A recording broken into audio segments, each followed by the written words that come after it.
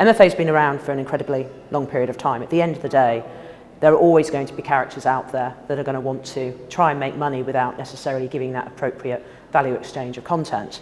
What we have started to see, though, is that there's been a surge of the MFA type content, with the majority of brands that are going onto that content not actually realizing that they are being put onto that particular content.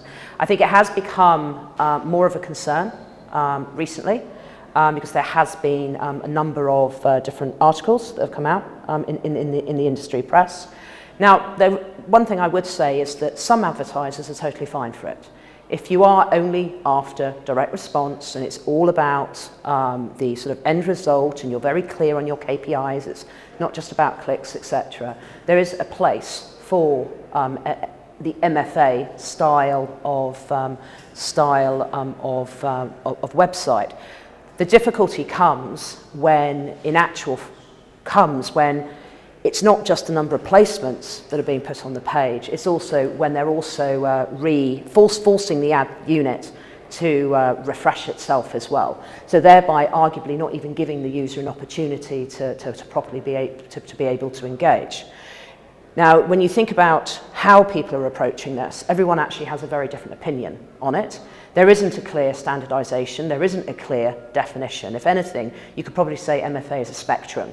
At this end, you've got like the very bad characters that are, putting 150 different ad units on the page, auto-refreshing as you scroll down, potentially even auto-refreshing before the content even appears.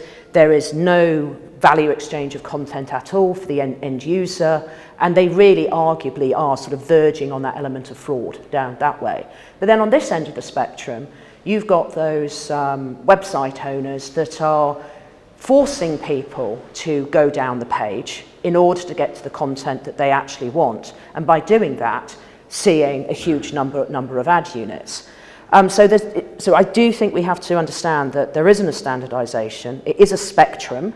It's not a one-size-fits-all. However, it is a problem when it comes to brands and advertisers, for the most part, not wanting to actually be in that environment.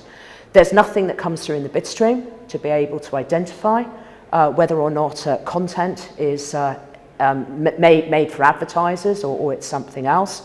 And equally, we don't have any sort of body that is standardizing what the definition is of made for advertisers. What fundamentally we need to be able to do is give brands choice. If they want to be able to run on that content, make it available.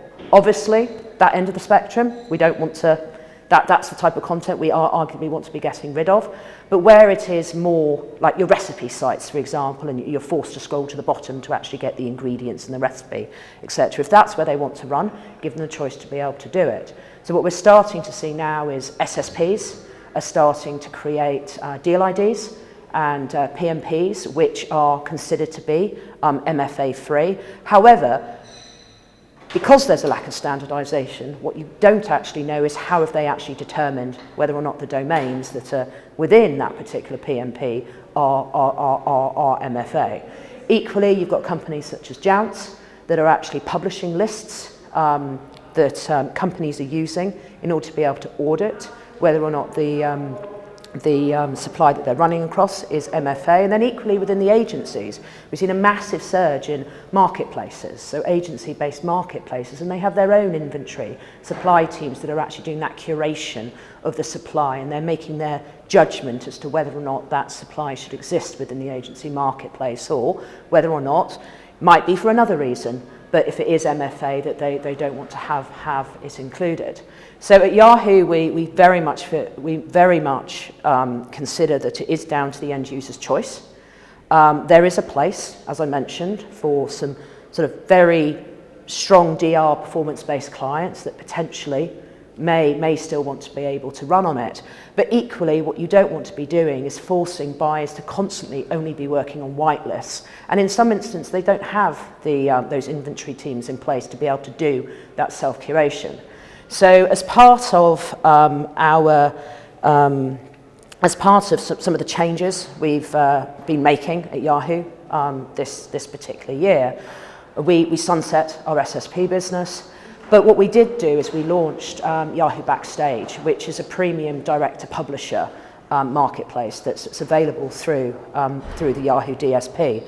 And we made the choice to partner with Jounce to ensure that we are able to 100% say that anyone that accesses supply through Yahoo Backstage is accessing supply that is 100% MFA free.